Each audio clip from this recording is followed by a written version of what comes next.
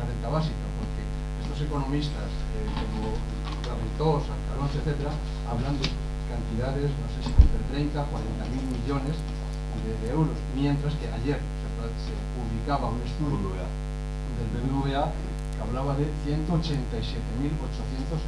millones, y de aquí ya estaba deduciendo 92.000 millones correspondientes a pensiones, desempleo, familia, etcétera. Realmente la cantidad que ellos barajan serían prácticamente 280.000 millones. Entonces, entre esta cantidad de los 30 o 40.000 que plantean Jordi Arcalons, etcétera, la disparidad es brutal. Estamos hablando prácticamente de un 10% sobre lo que plantea Estados Unidos. Y la otra pregunta, esta sería una pregunta, la otra es una introducción. ¿Qué experiencias positivas y negativas se han producido y se están produciendo en otros países que puedan ser interesantes para nosotros? Yo creo que en España, en Euskadi, tienen alguna cosa parecida, ¿no? La modalidad. En Euskadi ya hay implantado alguna cosa que si Jorge luego nos la cuenta. En Suiza hace 10 años. Vamos. Voy a poner los que me habían dicho, ¿vale? Y si quieres vamos contestando de 3 en 3, ¿vale? Vale. ¿Te parece? Mira, uno nos dice que si nos puedes decir así rápidamente esquemática diferencias entre la renta básica, la renta mínima garantizada y el trabajo, o sea, la renta mínima y el trabajo garantizado, ¿vale? Y otro, ¿entre las tres? Sí. Vale. Y otro, espera que salga por WhatsApp. Un contacto directo.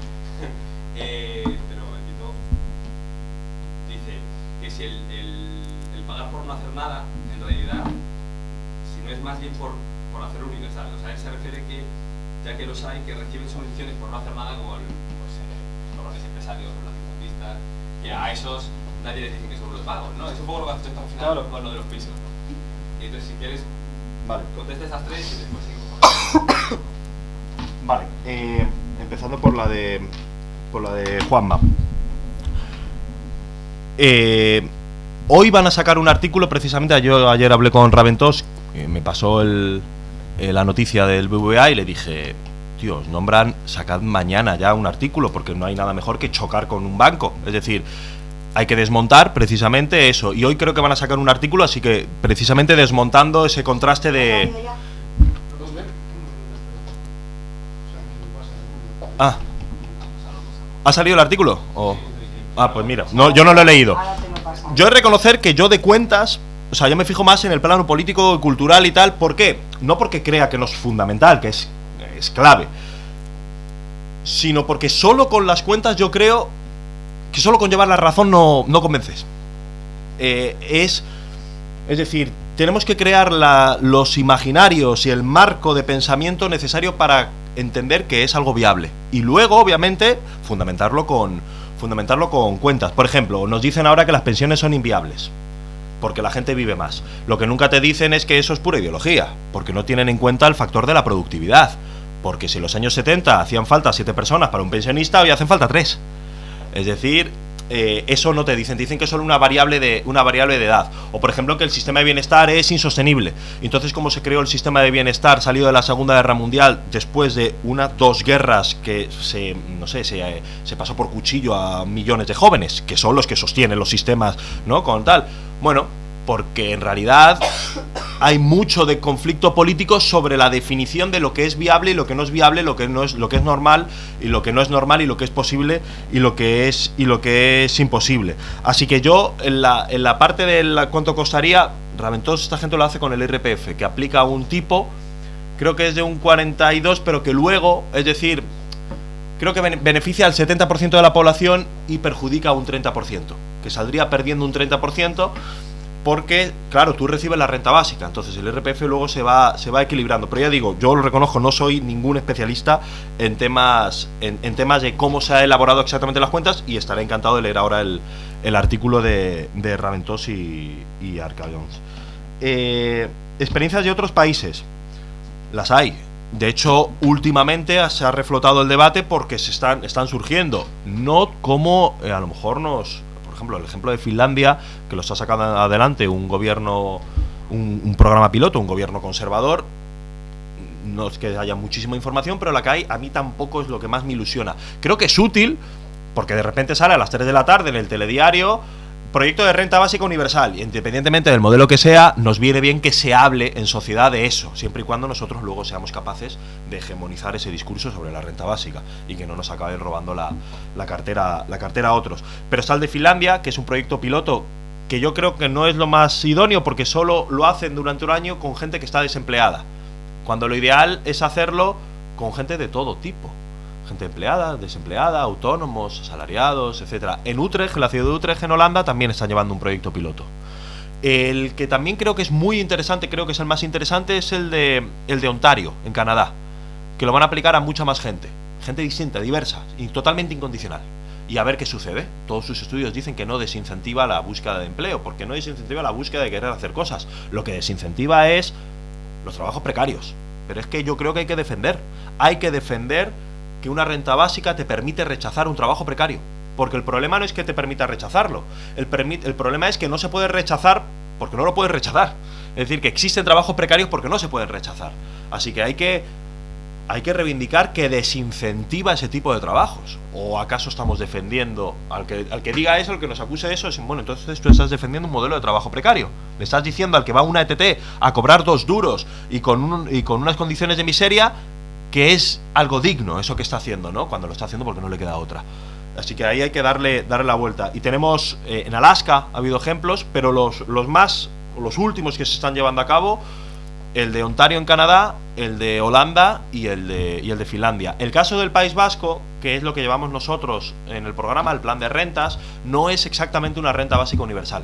De aquí engancho con las otras preguntas. Renta básica universal tiene como gran diferencia la incondicionalidad. Es decir, que la recibes aunque tengas un trabajo remunerado y aunque no lo tengas. No desaparece, no dejas de recibirla, es individual e incondicional.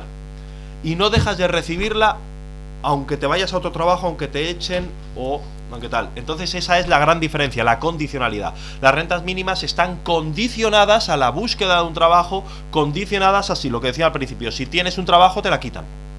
Que en un mundo, en un mapa laboral como el que tenemos hoy, tener un trabajo que no es garantía de nada, a lo mejor me sale más a cuenta seguir recibiendo la renta, lo cual genera las trampas de la pobreza, lo cual genera desincentivar la búsqueda de empleo, que es de lo que acusa luego la renta básica universal, cuando es precisamente las rentas mínimas de inserción en un mapa laboral profundamente precario.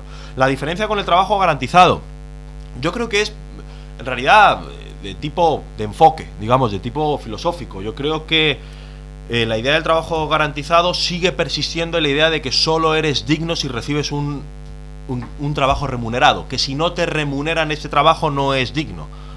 Y yo filosóficamente discrepo profundamente de eso. Creo que cualquier posibilidad de transformación social y de lectura anticapitalista pasa por dinamitar esa relación de dignidad y trabajo remunerado y entender que hay una posibilidad de entender la riqueza y la actividad que no siempre tenga que ser remunerada.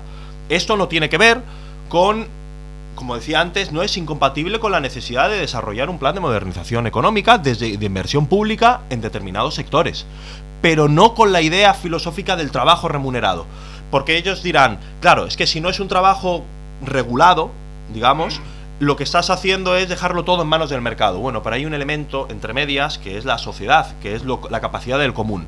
Es decir, tenemos que no que recalentar los viejos imaginarios que históricamente han fracasado, sino tenemos que experimentar en el presente y construir nuevos.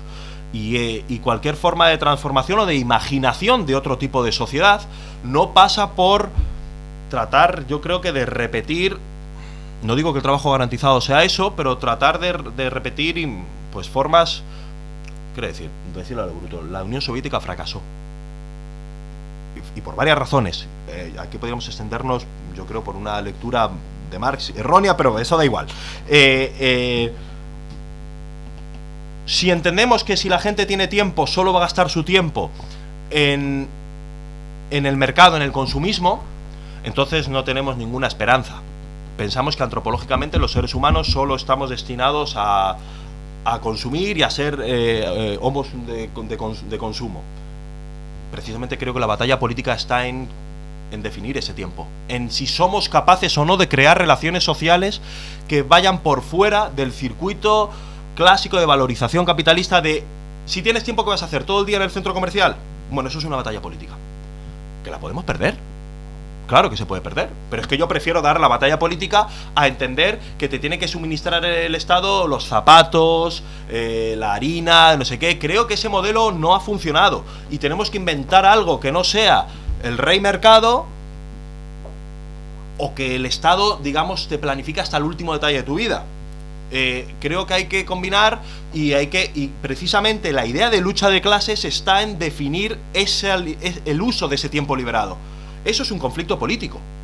¿En qué hacemos con ese tiempo? Si lo dedicamos a hacer comunidad de barrio o lo dedicamos para estar todo el día en el centro comercial. Pero es que eso no hay una relación unívoca y mecánica en una cosa u otra. Es que la lucha está precisamente en definir eso. ¿En qué hacemos con ese tiempo? Yo por eso es por lo que discrepo de la idea de trabajo garantizado, que creo que no sale del marco laboralista y que en cierto modo comparte los mismos miedos que comparten algunos ultraliberales tipo Rayo con la idea de renta básica, ¿no? Que vienen a decir, es que eso rompe la cooperación de mercado. Es decir, la gente haría cosas que no le interesarían a otros. Interesar a otros es la lógica de la riqueza por la cual uno compra y uno vende. Haces cosas que no están destinados a la venta, ¿no? Y yo creo que comparte cierto imaginario de no hay forma de actividad que no esté regulada por la vía del ingreso y por la vía del trabajo remunerado. Yo siempre he pensado que Marx precisamente lo que pensaba era hay que subvertir esa lógica, la lógica de la economía política, la lógica de entender que solo es riqueza aquello por lo cual se extrae un valor. Pero bueno, esto es un debate mucho más amplio. Y la idea de pagar no va a hacer nada. Precisamente los ricos reciben una renta premium. Los ricos reciben una renta premium cuando solo el 0,17% de los Hacienda solo recaba de los grandes propietarios el 0,17%, es decir, no pagan. Las grandes empresas se ahorran el 95% del impuesto de sociedades, es decir, no pagan, es decir, lo que no pagan no lo quitan, es decir, es algo que les damos, es una renta premium que les estamos dando, vía impuesto negativo de la renta.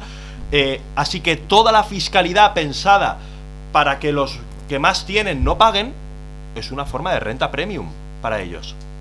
Que son los que nos vienen a decir los mismos discursos que vienen a decir, no hombre, no, una renta básica acabaría con la dignidad del trabajo. Entendiendo por dignidad la necesidad de verte obligado a tener que trabajar para otro para obtener un salario. Yo quiero construir otras formas de entender dignidad que vayan más allá de eso, no solo por razones de emancipación, sino porque actualmente es que eso ya no va a volver. No van a volver los años 60. No va a volver el trabajo estable para toda la población, no va a volver, y diría más, no es deseable. Yo entiendo que esto, decirlo en una situación en la que estamos, es complicado, pero es que ya hubo una generación en los años 60, en los años 70, en toda Europa, también aquí, que se revolvió contra ese modelo de la fábrica disciplinada de todo el día haciendo lo mismo, el mismo movimiento en la fábrica. Ya hubo toda una generación que reclamaba más horizontes en la vida, horizontes culturales, horizontes sexuales, otras formas de vivir la vida. Pretender volver a los años 60 creo que es estructuralmente imposible.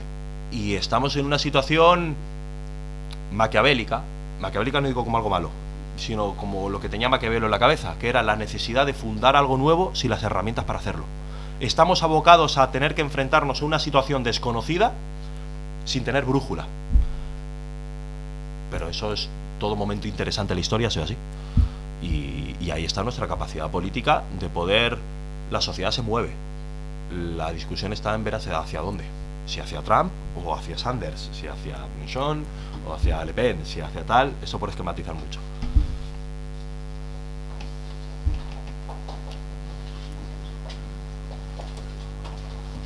Gracias por venir. Vamos a ver, yo creo que el tema de la renta básica para muchos empezó. No te veo.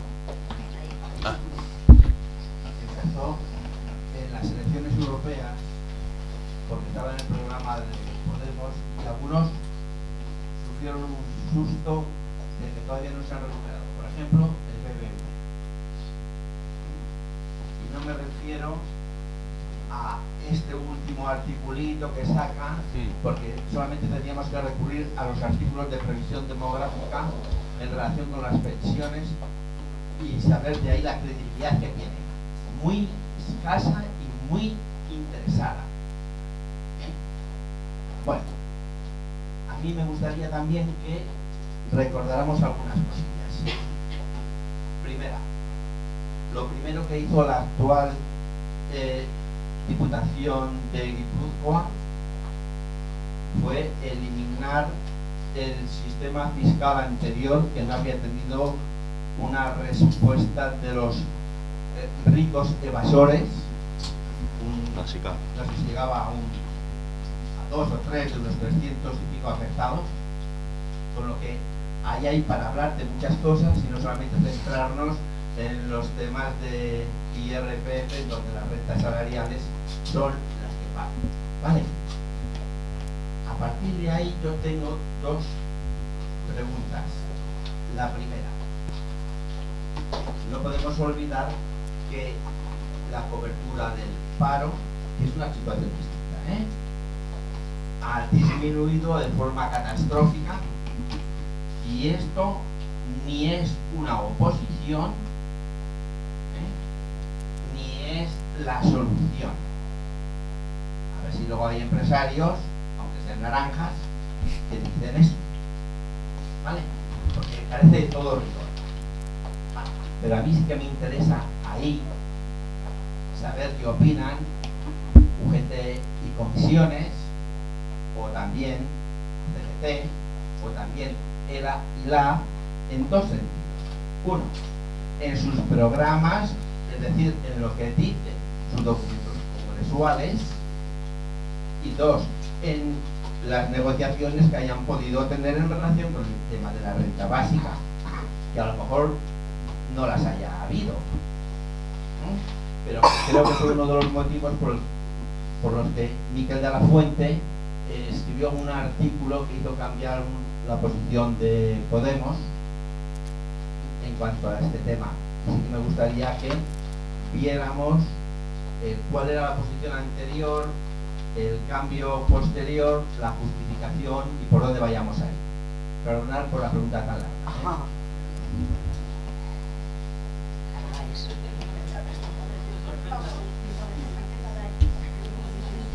Sí, estando de acuerdo con el planteamiento absolutamente.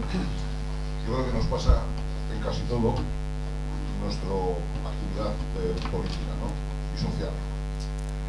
Aquí tenemos una confusión por no utilizar la herramienta del lenguaje y mezclamos, en general, los activistas no sabemos distinguir de trabajo, empleo, actividad, ocupación, y eso tendríamos que homogeneizarlo, para nada uniformizarlo, pero sí homogeneizarlo, porque si no, sin esa herramienta no podemos mandar un mensaje al resto de la sociedad. Y esto viene de décadas ya. Yo me acuerdo de ese tema de empleo. Había un eslogan muy bonito feminista, creo que era así, pero literalmente, pero el fondo es el mismo, ¿no? Empleo no, exigimos empleo, trabajo ya tenemos. Claro. Entonces, en base a ese eslogan maravilloso, tenemos que homogeneizar el lenguaje, para proyectar un discurso más potente, que no uniforme, pero sí potente. Nos pasa eso. Y luego, evidentemente, separando el concepto de trabajo, empleo, actividad, ocupación con el paro, que es otra cosa totalmente distinta. Y por último, yo he llevado durante décadas una proyección, una ecuación, que últimamente no lo hago, pero si os invito a que la hagáis, que es exacta. Ecuación: empleo igual a PIB o PNB menos productividad. Y teniendo un lenguaje concreto y todos de acuerdo en el lenguaje, y no mezclar empleo con trabajo ni con ocupación, y luego de esa ecuación, que es importantísima, porque a veces y luego evidentemente también tenemos que utilizar la productividad adecuadamente, porque hay muchas productividades. Está la global, luego está la de materias primas y materiales, la de recursos humanos, etcétera, que tampoco lo unificamos y mezclamos todo. Y entonces, como mezclamos todos los conceptos en el lenguaje, no utilizamos esa herramienta, nos pasa que luego transmitimos mal o distinto al resto de la sociedad.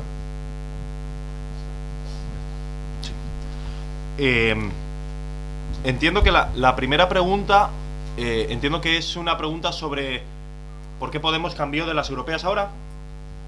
Básicamente, ¿no? Yo creo, porque digo, es que ya esta pregunta me ha salido más veces. Yo personalmente, hablo como personalmente, yo siempre he defendido la renta básica universal antes de las europeas, en las europeas, durante, y la sigo defendiendo aquí ahora. Con eso quiero decir que, por una serie de situaciones, obviamente no es mi opinión personal la que se ha traducido en el plan de rentas, que está bastante bien, que está bastante bien elaborado, pero creo que es un error focalizarlo en Podemos. Es decir, como que de algún modo la responsabilidad, vemos solo esa parte y no vemos lo bueno que ha supuesto eso que hizo Podemos de las europeas. ¿Por qué digo esto? Creo que Podemos tiene que ser la sociedad se mueve y Podemos se tiene que mover con ella.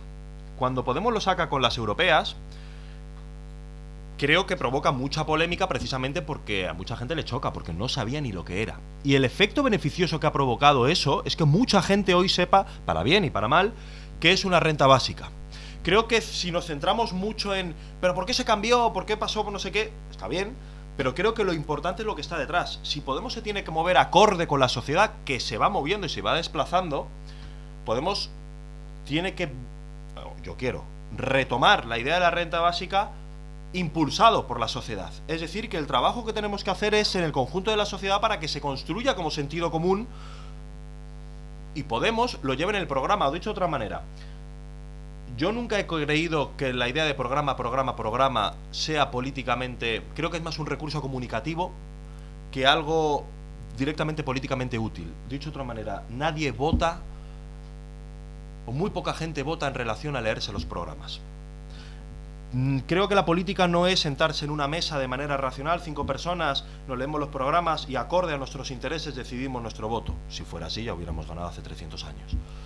Creo que se introducen muchos otros elementos y no tiene que ver tanto con que lo lleves en el programa, sino con la capacidad de estructurar aspiraciones, imaginarios, emociones e interpretar sensaciones también en la sociedad, que eso luego se tiene que plasmar en un programa. Pero tú puedes llevar en un programa la mejor, yo pues, no sé, puedes llevar, no sé, yo mañana el comunismo libertario, lo llevo ahí. Yo, si se trata de poner en un botón, pulso ese botón y no otro, pero es que eso da igual.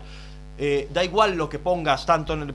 No es que da igual, obviamente es fundamental lo que llevas, pero digo que tú puedes decir, yo soy más radical porque en mi programa llevo lo más radical que haya hoy en día.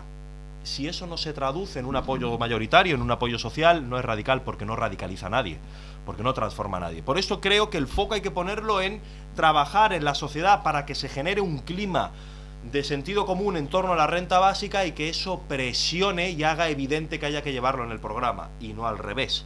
No porque lo lleves 1000 veces en el programa y lo repitas 1000 veces se hacen realidad las cosas. Se hacen realidad las cosas porque hay un sustrato real en la sociedad que hacen que sea real. Por eso, y aquí lo cambio a otra cosa, por eso la mentira no se combate únicamente con lo verdadero, en cuanto verdadero, sino que los imaginarios existentes se combaten construyendo imaginarios más fuertes para interpretar lo que sucede en la sociedad y los desplazan. Por eso no solo con repetir la verdad millones de veces se convence a la gente. Si no, ya hubiéramos ganado. Si solo por llevar razón, por hacer evidente lo que sucede, ya hubieras ganado. Existen entre medias pasiones, situaciones que hay que estructurar en torno a cómo entendemos la sociedad. Por eso hay que demoler los imaginarios hoy existentes y poner otros imaginarios encima. Por eso hoy hay gente que tiene muy poco, que ve bien que bajar impuestos le beneficia, que ve bien que la aspiración a ser propietario le beneficia, que ve bien que tal, y gente que no tiene nada, que ve bien que el proyecto del Partido Popular le viene bien. Lo que hay que hacer es desmontar las bases sobre las cuales se levanta ese imaginario y hacer entender que no, que te viene bien tener una buena sanidad pública, que te viene bien tener, pues esto con lo de la renta básica, construir el imaginario de la renta básica para que Podemos, que es un mero instrumento, es que Podemos es una herramienta que va acorde a la sociedad, y si la sociedad se mueve y se orienta hacia posiciones más democráticas, Podemos tiene que ir para allá, pero Podemos no inventa la sociedad. Podemos no está por encima y organiza la sociedad. Es más, creo que la sociedad en gran medida está muchas veces por delante de los partidos políticos, incluido Podemos. Respecto a lo que comentaba el compañero, estoy totalmente de acuerdo. Es más, trabajo no es sinónimo de empleo. Empleo es una categoría del trabajo capitalista, no del hacer cosas. que es bastante reciente, desde el siglo XX, de un señor que se llama William Breviche, que entiende la noción de empleo y de desempleo y estructura un mercado laboral. Antes no existía la noción de empleo, entendido como ingreso estable suficiente, certidumbres en el medio a largo plazo y estabilidad. Si eso es empleo, que eso es empleo, lo que crea el Partido Popular no es empleo. Por eso cuando dicen que la mejor política social es crear empleo, es mentira. Porque si el empleo es aquello que genera unos ingresos suficientes a las arcas públicas para financiar servicios públicos, lo que están creando no genera ingresos suficientes a las arcas públicas para financiar los servicios públicos. Es más, generan déficit de la seguridad social por los bajos salarios, por la precariedad, por las bonificaciones a la contratación. Así que no crean empleo. Es verdad que a veces tienden a confundirse. Y es verdad, por eso el feminismo es muy bueno para mostrar esto, lo que decías, trabajo ya tenemos y nosotras hacemos muchas cosas, pero no se catalogan como empleo, o lo que normalmente se llama trabajo. Por eso viene muy bien para diferenciar, pero estoy de acuerdo contigo en que tenemos que buscar alguna fórmula para diferenciar muy claramente en la sociedad que trabajo no es solo aquello por lo que te pagan. Una cosa es trabajo, que son eso y muchas más cosas, y otra cosa es empleo, que es solo eso. De hecho, según la OCDE, el 41%, yo lo leí, está en la noticia, no sé, lo revisé 5 veces a ver si era verdad. En 2011, el 41% del Producto Interior Bruto en España se debe a trabajos no remunerados, mayoritariamente realizados por mujeres. Así que todo aquello que no se reconoce como trabajo es fundamental para desarrollar las bases de nuestra propia sociedad. Pero sí, estoy totalmente de acuerdo contigo. Hay que buscar una fórmula para comunicarlo, porque si no, trabajo, empleo, ¿de qué me estáis hablando, no? A ver, pues vamos ahí por paso, mira. Es un poco el tema del trabajo como dignidad, que has dicho que era una ideología. No solo. Yo comento porque, por ejemplo, por unirlo con el tema ese que has dicho de que tiene hijos, quiere trabajar o quiere que sus hijos vivan mejor, ¿no? Yo cuando, por ejemplo, cuando llevo a los niños a cole, sobre todo ahora cuando empieza, que se está diciendo colegio, hay muchos que se fijan en que si tienen extraescolares, ¿hasta cuántas horas? ¿No? A ver si llega hasta las 6, ¿no? Entonces hay veces que la gente te dice, es que claro, es que lo que no puede ser es que los niños salgan a las 4. Entonces, claro, yo les digo, no, es que lo que no puede ser es que trabajemos 10 horas. O sea, lo que no puede ser es que nosotros trabajemos 10 horas. Y en tanto en cuanto nosotros trabajamos 10 horas, tenemos que tiene que estar el niño 12, porque claro, tenemos una de ida y otra de vuelta, ¿no? Y todo esto además unido, que yo creo que esto lo hemos heredado, y nuestras madres o abuelas lo habrán heredado ideológicamente, que siempre era el típico comentario de fíjate el vecino, qué trabajador, a las 7 de la mañana y vuelve a las 9, qué trabajador, qué buen chaval, ¿no? Qué buen chaval, tal. Y claro, yo creo que lo que tenemos que reivindicar es la vaguería. O sea, me refiero, derecho a la pereza, ¿no? Derecho a la pereza, sí. Claro que no quiero trabajar, claro que no, porque o sea, es que además es como dicotómico, ¿no? Es decir, la dignidad, el trabajo nos da dignidad, pero todos estamos a cojones de trabajo. O sea, todo el mundo quiere las vacaciones, pero nos damos la dignidad. Y si tú dices que no quieres trabajar y quieres trabajar 3 horas, eres un vago, ¿no? Pues a lo mejor hay que empezar a decir, pues sí. Y a lo mejor sí se va aclarando, porque es verdad que el PP a veces gana, porque a la izquierda nos tienen representados por los vagos y ellos son como los trabajadores. Entonces al final, yo creo que el PP gana mucho de ahí. Cuando en el 15 muchas veces lo que decían ¿qué te dicen en una manifestación la gente o en una asamblea? Iros a trabajar y no sé, como si no trabajase. Entonces, es verdad que a lo mejor, claro, es verdad que discutir a veces ideológicamente algo no está en grandes discursos, sino a lo mejor en, no sé lo que has dicho tú, en el bar, no sé qué, el típico cuñado. Y buscando ejemplos, claro. Pero hombre, mira, este que es un jeta, que no sé qué. Eso es. Bueno, o sea,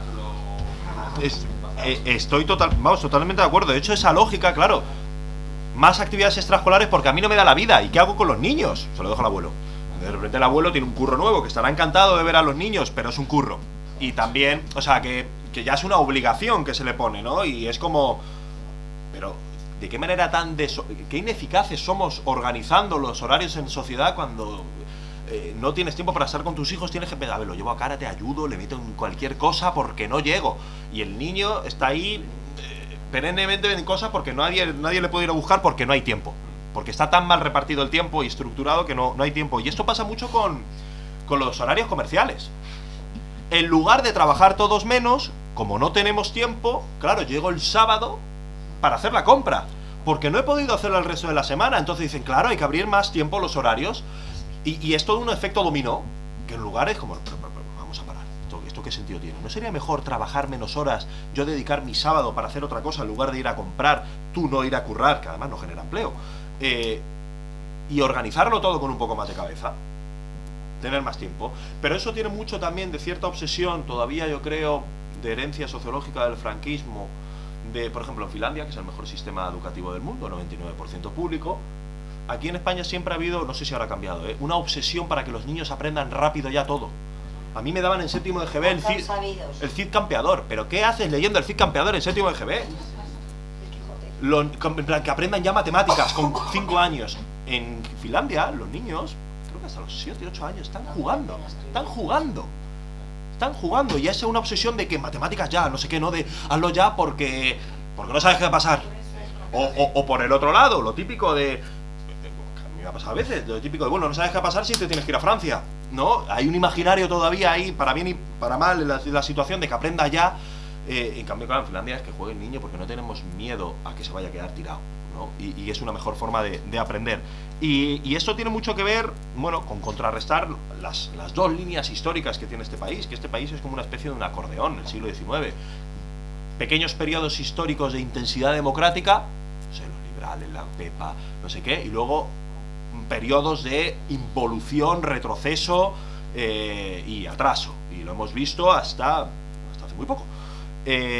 Y esto tiene mucho que ver con la idea de ese señor Bravo Murillo, que uno se piensa, pero ¿cómo este hombre puede tener una estatua? Ayer la vi, la de Bravo Murillo. Un tipo que decía, el ministro Isabel II, que decía, España no necesita, frente a Ferrer y Guardia, que era de la escuela de la pedagogía libertaria, de las escuelas libres, de alfabetizar adultos y demás, que hicieron un gran trabajo y que tienen muy poco reconocimiento, le contestaba, frente a la idea de abrir más escuelas y alfabetizar más, decía, España no necesita hombres que piensen, sino güeyes que trabajen. Que tiene que ver con esa idea de, mira, sale a las 7 de la mañana y vuelve a las 7 a las 8 de la tarde. Yo eso lo veo como, me vais a permitir, como un putadón.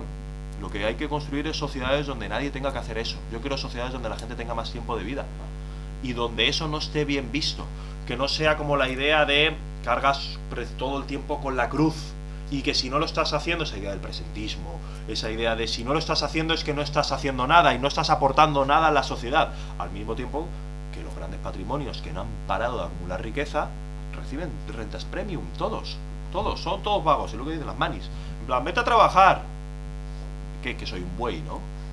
Claro, vete a trabajar, un buey, no pienses, buey, ¿no? Que es como, pues las sociedades avanzan precisamente chocando con ese imaginario, que está bastante implantado, no digo que no, pero para eso estamos aquí, ¿no? Para explicarlo. No sé si hay alguna cosa Sí. que está ahí. Bueno. Hace 10 años en Suiza hicieron un estudio psicológico, y ahí lo que averiguaron es que cuando la gente tiene algo como renta básica o algo que cubre sus necesidades, y lo hicieron exactamente por eso, por lo que usted estaba hablando. Lo hicieron para que vean si la gente se van a poner más locos y no van a querer trabajar, o van a seguir trabajando, van a seguir haciendo algo. Resultó que la gente, el grupo sobre lo que estaban haciendo este estudio, resulta que ellos no solamente que no se pusieron vagos, sino que aumentó su nivel de creación, y por eso comenzaron a inventar otras formas de ver las cosas y de ampliar otra forma de trabajar, y eso le dio una gana de ponerlo para que la gente lo vote ahí en el Congreso. Lo que resulta después que el Congreso no lo quiso votar para la renta básica que estamos hablando. ¿Qué es lo que se enfrenta Podemos si sigue con esta renta básica? A construir un pirámide que es diferente, justo al revés de esto. Esta sociedad es un pirámide como esta. Se está construyendo para que al final uno está encima y los demás algo como devolver otra vez en la época ahí de los esclavos. Un faraón se está construyendo en este momento. Lo que está haciendo Podemos es necesitar de construir un pirámide al revés. Eso es lo que esa pirámide ahora se está construyendo desde hace 300 años. Nosotros hemos comenzado de construirla hace poco.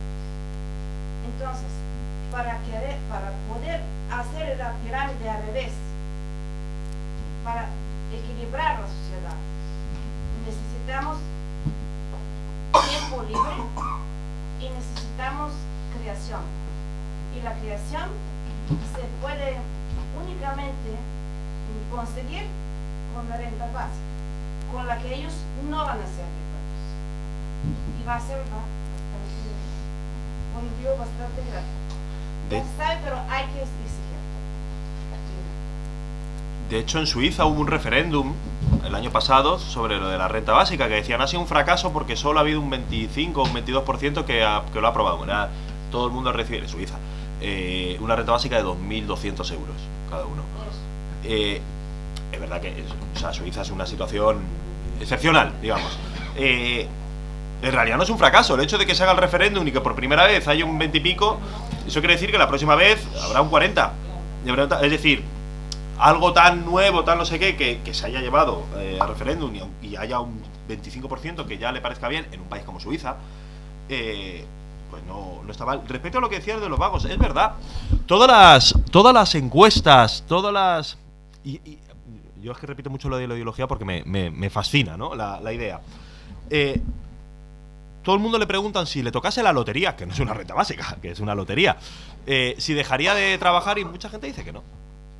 Lo que no haría a lo mejor es en las condiciones draconianas o determinado, pero hay gente que te dice que no, pues yo qué sé. Lo mismo con otros experimentos que se han hecho en Bélgica, se hicieron con el tema del sueldo en Nescafé, y fueron comprobando y la gente no dejaba de hacer cosas. Pero la ideología, ¿dónde funciona? Todas las encuestas le preguntan, ¿usted dejaría de hacer cosas? Y dice no, y todo el mundo dice, el resto sí. Ninguno se ve en la posición, todo el mundo se cree a sí mismo de una manera, pero proyecta sobre el resto de otra. Así que todos pensamos que nadie dejaría de hacer cosas, pero pensamos que el resto serían una panda de vagos. Esa es una batalla fundamental, ¿no? Y es que, cuando decía al principio de Salvación Nacional, cuando tú miras los datos de la cantidad de población en edad de trabajar en España, hemos bajado 10 puntos con respecto a 2005 y creo que estamos ya como en el 77, 76, que mucha gente se fue al extranjero. Es decir, la gente entre 16 y 64 años. Cada vez hay menos gente. De aquí a 13 años van a nacer un 28% menos de niños, según el INE, el Instituto Nacional de Estadística. Somos un país envejecido que lo va a ser más todavía. Y esto tiene que ver, pues por ejemplo, con que hay como si tienes un hijo, tienes un 7% más de posibilidades de ser un trabajador pobre. Si tienes 2 hijos, un 11%. Yo, y eso es una discusión que he tenido con debate, con algunas compañeras feministas, porque es una discusión en sí misma, es el concepto de vida. Creo que es un enorme error regalárselo a los antiabortistas, a la gente de derechas. Defender la vida es defender la capacidad de poder tener un hijo si quieres. Y si no quieres, no. Como si quieres abortar, como si no quieres abortar.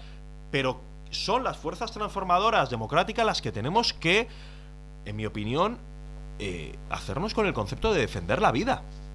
Defender una vida digna. Defender que todo el mundo que nadie se quede fuera, que todo el mundo llegue a fin de mes, que todo el mundo pueda, pues eso, lo de los hijos, lo de la natalidad, todo esto. O sea, que el futuro en ese sentido es bastante negro. Es decir, la gente que hoy tenemos 30, 34 años, cuando nosotros tengamos 65 o 70 años, va a haber mucha menos cantidad de gente joven. Que van a pensar que somos un lastre.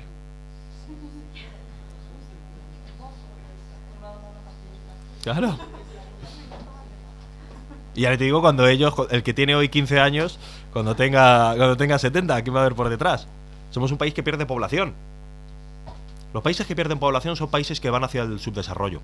Los países emigrantes son países que se empobrecen. Los países que reciben inmigración son países, ¿por qué? Porque normalmente es natural, quien pierde a su juventud pierde su futuro. Sí, porque si se va la gente joven a otro lado. Sobre lo que has dicho ahora de lo de la vida, yo coincidí con Clara Sierra en Anticapitalistas en un grupo y recuerdo una reunión que teníamos, nos reuníamos cada 2 semanas y no sé cómo salió el tema y dijo, ya voy a pasar 15M, o estaba en pleno 15M. Entonces ella dijo que nos tenemos que plantear el defender, desde la izquierda, defender a la familia, el concepto de familia. Y yo recuerdo, que no sé cuántos éramos, 15 o 20, que la esa mayoría era como, o sea, parece que la familia, me fue muy curioso porque parece que la familia era algo burgués, algo del enemigo, y uno que defendió esa postura, ¿no? A los 15 minutos dice, bueno, me voy que ese cumpleaños de mi hermano. Ah, ¿qué? Y dijimos, pero coño, pero, o sea, no lo estás diciendo. Entonces, yo me acuerdo mucho porque ahora cuando escucho a Clara Sierra, mucho argumentario, porque además me gusta mucho, le hemos regalado al enemigo tanto sentido común. Nos hemos quedado con lo peor de lo peor en muchas ocasiones. Es como, no sé, y seguimos regalándoselo, ¿eh? Sí. Pero bueno, era solo... Además que el concepto de familia tú lo puedes articular de otra manera. Familia puede ser parejas homosexuales, monomarentales, no sé qué, decir que eso es como vida, es un signo. ¿Qué es la vida? O sea, o sea, que tú puedes rellenarlo con... En base a las dos intervenciones de Javi, quiero complementar mi intervención anterior y matizar que creo que ha pasado desapercibida. En el lenguaje, los otros nos han robado el lenguaje. Claro. Y nosotros no somos capaces de robarles, no de robarles, sino utilizar su lenguaje. He dicho, antes he mencionado la palabra productividad. Para mí es importantísima esa palabra, porque generalmente la sociedad nos acusa de vagancia porque no queremos la productividad. Y en la ecuación que he planteado, la productividad va en contra del empleo. Pero es que quiero que no haya empleo, ni trabajo. Quiero, o sea, ocupación sí, trabajo, no empleo. ¿Por qué? Porque también mezclamos, dentro del concepto de productividad, hay 3 palabras imprescindibles e importantes y que nos han metido como que son positivas. Una de ellas, eficaz. Todos consideramos que es muy buena y es malísima. Es un concepto asqueroso, erróneo, no asqueroso, erróneo. Luego está de eficacia y eficiencia. Hay esos conceptos, si no los tenemos claros, utilizamos un lenguaje evidentemente eficaz, que lo consideramos y lo utilizamos todos y todas habitualmente, es matar moscas a cañonazos, va en contra de los propios intereses nuestros, mientras que la eficiencia es utilizar los recursos adecuados en el momento adecuado y precisos solo para ese tema. O sea, que dentro del lenguaje tenemos que robarles, entre comillas, su lenguaje para que no nos acusen de que queremos ser vagos, sino que no, queremos aumentar la productividad. Pero en base a la ecuación va en contra de nuestros intereses del empleo. Por eso tenemos que utilizar la renta básica, entre otras. Y añadiría más cuestiones como país. Partido Popular. Popular. O sea, el que lo pensó dijo, claro, popular. Claro, se lo apropia. Por eso yo creo que hay que... Por ejemplo, con todo esto que está pasando ahora de las detenciones de todas las redes criminales estas, los antisistemas son ellos. Son los que están desmantelando la sanidad. Son los que están utilizando las instituciones para llenarse los bolsillos. Ustedes son una red criminal. Son una estructura podrida basada en el robo a la gente. Quiero decir, con eso, con la idea de... Ustedes, su orden está basado en el latrocinio. Nosotros tenemos que plantear un orden, un modelo de convivencia democrático que garantice seguridad y perspectivas al conjunto de la ciudadanía. Y ahí yo creo que es clave retomar, por ejemplo, la idea de país. Pero ¿por qué le vamos a regalar a toda esta gente lo que es España y lo que no es España? ¿En base a qué? En base a que ellos han construido una idea determinada de España. Pero eso no significa que tenga que serla. Pero lo mismo con la idea de democracia. Es decir, claro, que ellos dicen que son demócratas, entonces tú claro, que es como, no, hombre, no le voy a regalar yo la democracia a toda esta gente, ¿sabes? Es una batalla, todo eso son batallas políticas por los sentidos, los significados de aquello que es. Y por eso digo que lo de la renta básica, tarde o temprano, nos van a venir diciendo, no, renta básica es esto, pero claro, tal, no sé qué, no sé cuánto. Y ahí, a ver cómo cómo nos movemos. No sé si alguna cosilla más, alguna duda que os quede, algo que decirle, alguna recomendación, Jorge. Yo, por ejemplo, soy partidaria de la renta básica. Lo que quiero preguntar es que Podemos, por toda esta organización, tiene un estudio ya completo para llevarla a cabo. A ver, los estudios que hay son los que, como hablábamos antes, los de Jordi Arcarons y Daniel Rentón, los profesores de la Universidad de Barcelona, que llevan desde hace 20 años estudiándolo y sacando datos. De hecho, los tienen publicados y se pueden estudiar y se pueden ver con fiscalidad, etcétera, etcétera. Y obviamente el paso previo para sacar los datos es plantearse las cosas. Es decir, Por ejemplo, el modelo que habéis dicho, el País Vasco, yo no lo tengo muy estudiado, pero creo que es bastante coherente. Claro, no, si es el modelo más avanzado que hay en España de lejos. Pero como ya hay países que se están planteando el otro modelo, por ejemplo en Canadá están haciendo el estudio, de hecho lo están llevando a cabo directamente, y luego de ahí ver cómo salen las cuentas. O sea, hay gente que estudia cómo salen las cuentas. Yo no soy de esos, pero hay gente que estudia cómo hacer las cuentas para que cuadren las cuentas, para que les cuadren a unos y a otros no. Porque hay gente que no querrá nunca, porque va a perder. O sea, es obvio, alguien pierde con todo esto. Si no, es decir, cuando dicen la va a recibir Patricia Botín. Ya, pero Patricia Botín no está muy interesada en recibirla. ¿De qué le sirve a ella 700 euros al mes? Cuando tiene, es decir, si tú recibes una renta básica pero financias 99, no estás recibiendo una, estás perdiendo dinero. Por eso, cuando se dice yo no quiero que la reciban un rico, entonces quitemos la sanidad universal. Lo bueno que tiene la sanidad universal es que todo el mundo puede ir y que todo el mundo es un orgullo que sea público. Si es solo una cosa para pobres, nadie quiere ser pobre. Y todo el mundo estigmatiza al pobre y dice, quita, yo no quiero ir donde están los pobres. Entonces se queda como una cosa solo para pobres. En el momento que es universal y que todo el mundo puede acceder a ella, aunque no todo el mundo gane, la gente con más dinero quiere sanidad privada, porque no quiere pagar la sanidad al resto de la... No quiere pagar. Y tiene que ser progresivo. ¿Cómo es un modelo progresivo y uno regresivo? Uno progresivo es que el que menos gana, menos aporta y más recibe. Y un modelo regresivo es al revés. Que el que menos gana, más aporta y menos recibe. Que es al revés. Entonces, lo que tenemos, y muchas veces, y eso lo dice la OCDE, que los beneficios sociales... Y está en internet, lo podéis buscar. La OCDE no saca los colores, se llama la noticia, salió en 20 minutos. Los beneficios sociales hace que partidas presupuestarias sociales, de presupuesto social, beneficien al 20% más rico y perjudiquen al 10% más caro. Es decir, no solo aportan menos a la hora de ingresar, en términos relativos, sino que además reciben más luego. O sea, que ya le dan la vuelta de la vuelta. Es decir, que cuando dicen, joder, vamos a estar financiando a los pobres, pero si luego recibís más. O sea, Cristina Cifuentes bonifica con 456 millones de euros a los grandes patrimonios, que reciben dinero de vueltas. O las subvenciones a los colegios que separan niños y niñas, las subvenciones a los uniformes de los que más tienen, o sea, que le estamos pagando con dinero público a la gente que más tiene los uniformes de sus niños de colegios privados. Pero estamos locos. Y la pregunta que nos vuelve loco es, ¿y cómo esto convence a tanta gente? Por esa es la política, en el fondo es la política. Es como ante esta situación que te indigna pasa esto. ¿Cómo es posible que ante los olvidados un millonario capitalice la indignación en Estados Unidos? Y ahí es donde por enésima vez la izquierda dice, ¡oh! ¿Pero cómo puede pasar esto? Que es como pasa, porque no solo con repetir lo que supuestamente es la verdad, ganas. Llega Trump y de alguna manera articula un sentimiento de indignación en la sociedad y es un millonario, es el paradigma de lo peor. Y capitaliza la indignación de los pobres. Entonces habrá que pensar cómo podemos ser capaces de hacer que alguien que vive en Villaverde no vote al Partido Popular. Cuando el Partido Popular sacó La Sexta un especial de alguien en Villaverde que votaba al Partido Popular, en lugar de insultarlo hay que entenderlo. Entenderlo no para estar de acuerdo, entenderlo para ver cómo desmantelar las razones materiales que hacen que tú votes eso. Por eso yo estoy muy en contra, por ejemplo, el típico meme este de internet.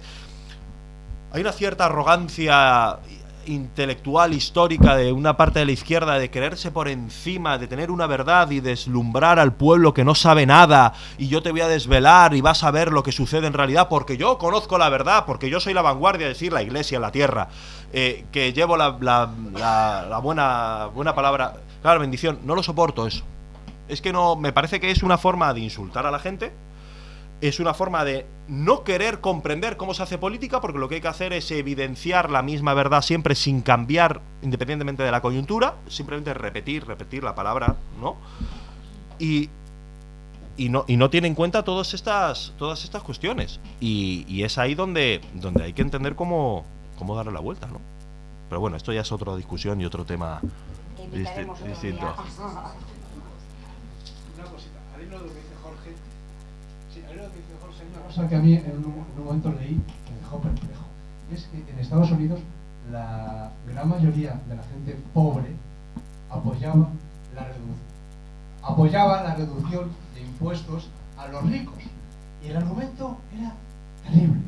El argumento de que los pobres votasen y apoyasen a favor de reducir los impuestos a los ricos es que, ¿y si ellos pasaban a ser ricos en algún momento? Querían que entonces pagar pocos impuestos. Me quedé perplejo. Es que ese imaginario existe.